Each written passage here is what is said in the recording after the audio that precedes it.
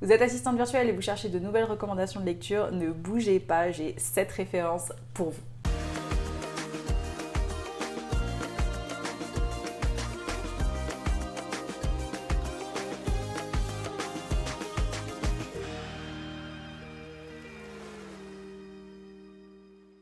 Bonjour à tous et bienvenue dans une nouvelle vidéo. Je suis Marie Di Maggio, experte en marketing digital et j'accompagne des femmes à changer de vie grâce au métier d'assistante virtuelle. Aujourd'hui, j'avais envie de vous parler de 7 livres que moi j'ai lus et que je vous conseille de lire si vous êtes assistante virtuelle ou si vous êtes freelance de manière générale. C'est parti! Premier livre dont j'ai envie de vous parler, c'est le livre de Russell Brunson qui s'appelle Expert Secret. C'est le premier tome, je crois qu'il y en a 3 au total. Et c'est, je pense, le premier livre business que j'ai lu quand je me suis lancée en tant qu'entrepreneur, quand j'ai lancé Formation Assistant Blogueur. Ce livre, il parle de toutes les techniques pour la vente en ligne et notamment par rapport aux webinaires. Ça, pour moi, c'est vraiment un indispensable, c'est une bible pour la plupart des web entrepreneurs. C'est écrit de manière très simple. Et en même temps, il y a un niveau de détail qui est apporté dans les processus et dans l'expérience client avec une approche très marketing et en même temps très humaine que je trouve hyper intéressante. Vous allez retrouver plein de références, notamment toute la partie sur la structure d'une page de vente, sur les peurs, sur les peines, sur le stacking, sur la scarcity, bref, toutes les notions de marketing que vous allez retrouver dans les tunnels de vente de manière générale se trouvent dans ce livre. Donc vraiment, lisez-le. Il existe évidemment en français. Celui-là, c'est une copie que j'ai en anglais, mais il existe en français. Donc vraiment, à lire absolument, à garder sur votre table de chevet si vous commencez dans le marketing et que vous avez envie de reprendre un petit peu les bases. Deuxième livre dont j'avais envie de vous parler, c'est un livre de Gary Keller et de Jay Papasan qui s'appelle The One Thing, et donc passer à l'essentiel, donc la seule chose. Pour moi, c'est vraiment un livre qui va vous apporter du focus. On a vraiment tendance à se disperser quand on est entrepreneur, quand on est freelance, notamment sur des choses qui vont pas avoir vraiment beaucoup d'importance et qui vont vous donner cette impression un petit peu d'être dans l'action, alors qu'en réalité, ce que moi j'appelle, vous êtes plutôt dans... vous agitez plus qu'autre chose.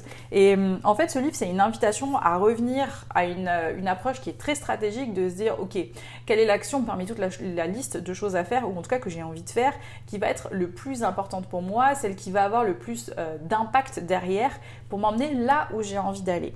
Donc si vous voulez revoir vos priorités, votre focus, ça c'est vraiment le livre à lire, donc The One Thing, passer à l'essentiel. Je vous donne un exemple, si vous êtes en train de vous lancer dans la prospection, que vous venez de suivre votre formation et que vous êtes dans la partie où vous allez chercher des clients, eh bien peut-être que vous allez passer 2 heures à vouloir faire votre logo, alors que les 2 heures que vous venez de passer à faire un logo qui va finalement pas avoir énormément d'importance, vous auriez peut-être mieux eu fait de les passer dans des entraînements, dans des appels découvertes, dans des emails de prospection. Et l'idée derrière ce livre, eh bien c'est un peu ça, c'est de se concentrer sur ce qui est vraiment essentiel, ce qui est stratégique pour vous aider à atteindre vos objectifs. Encore un putain de bouquin sur la créativité.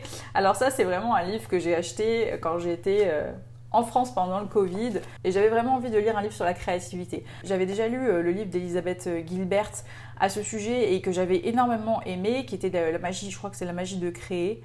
Je ne me rappelle plus exactement comment il s'appelle. Bref, celui-ci c'en est un autre. Il est tout petit comme vous pouvez le voir, donc c'est un livre qui se lit hyper facilement et c'est plein de pépites en fait pour vous pousser à... penser un petit peu outside the box, donc vraiment à réfléchir en dehors des cases, mais aussi apprendre à pas sans cesse réinventer la roue en fait. Et on a souvent tendance à aller tout le temps chercher des nouvelles manières de réfléchir, alors qu'en réalité la plupart des idées elles sont sous votre nez. Il suffit juste d'être concentré et d'avoir l'esprit ouvert. Donc ce livre c'est un petit peu ça, il est assez pratique, il y a plein d'illustrations, il y a plein de conseils pratico-pratiques, donc vraiment je vous le conseille. C'est pas un livre qui, encore une fois, c'est un livre qui est assez rapide à lire et qui m'a beaucoup aidé. Kiffe ton cycle, ça c'est le livre de Gaëlle Baldassari que moi j'ai adoré et que toutes les femmes devraient lire, franchement. C'est un livre, donc vous l'avez peut-être compris, sur les cycles menstruels. Alors je sais que c'est un petit peu bizarre peut-être de parler de ça dans une vidéo, mais pour autant, en tant que femme, vous avez forcément dû le remarquer, on n'a pas un niveau d'énergie qui est toujours égal. Et souvent, c'est pointé du doigt par la jante masculine et ça peut nous être reproché. Alors qu'en réalité, c'est un petit peu notre super pouvoir à nous. Et en fait, ce livre-là, c'est une invitation déjà à apprendre à connaître son corps, Moi perso, franchement, il y a des choses que j'ai lues là-dedans, que j'ai dû apprendre forcément quand j'étais en primaire, au collège, mais que j'ai complètement oublié. Donc déjà, c'est un bon rappel sur ça pour savoir comment notre corps fonctionne. Mais aussi, du coup, l'idée, c'est de pouvoir reconnaître un petit peu les différentes phases de ce cycle. Et c'est pour ça qu'il s'appelle comme ça, ce livre, Kiffe ton cycle, puisque en fait, Gaël fait une analogie avec la planche de surf. Donc je ne vais pas tout vous spoiler parce que tout est dans le livre.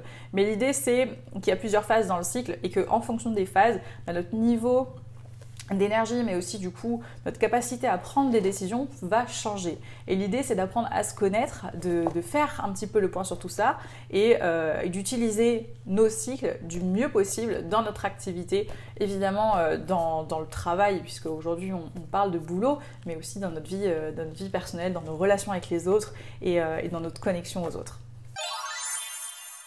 Chillpreneur, mon petit chouchou de Denise de Phil Thomas. Alors ça c'est pareil, c'est un des premiers livres que j'ai lu, alors là pour le coup plus en termes de dev perso.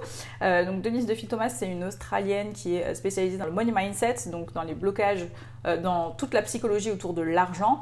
Alors c'est une Australienne et tous ses contenus sont en anglais, donc ça je le précise d'office. Elle ne fait pas, ses livres n'ont pas encore été traduits en français, donc si vous lisez en anglais c'est génial, si c'est pas le cas, passer au livre d'après. Donc Chillpreneur, en gros, c'est vraiment un livre, une invitation à se détendre et à transformer évidemment son discours autour de l'argent et surtout à construire une entreprise qui soit au service de nous-mêmes et non pas l'inverse. Moi, j'ai toujours beaucoup aimé son approche, j'aime bien sa manière de s'exprimer, j'aime bien son énergie. Et si vous vous intéressez à tout ce qui concerne l'argent et tous les blocages autour de l'argent, pour moi c'est la référence, c'est celle avec laquelle moi je connecte le plus. Juste, voilà, c'est en anglais, sachez-le. Et on passe à Gabriel Bernstein. Alors en anglais, la dernière fois j'ai entendu Bernstein, alors du coup je sais plus très bien comment le prononcer, mais bref, vous voyez.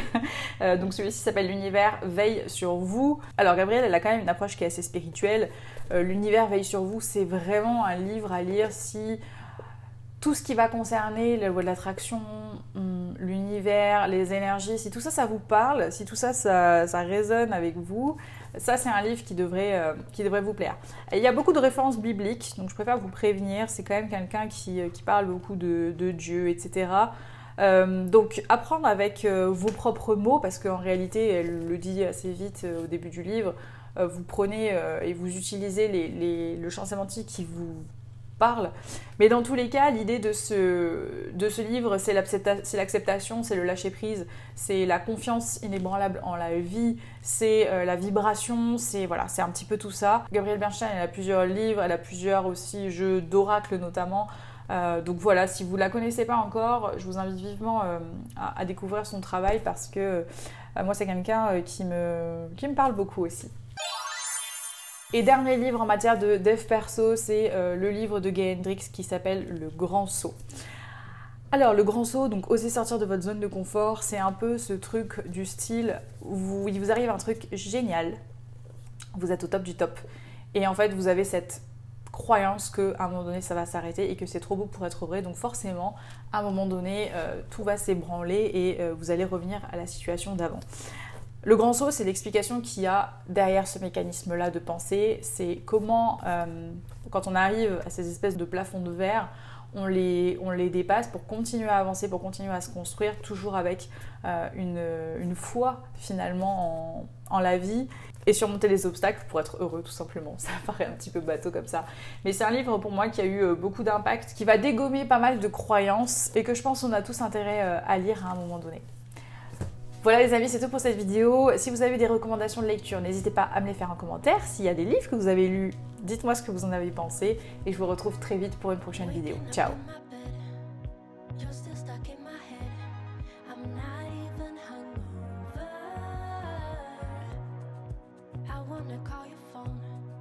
Tell you what you did wrong.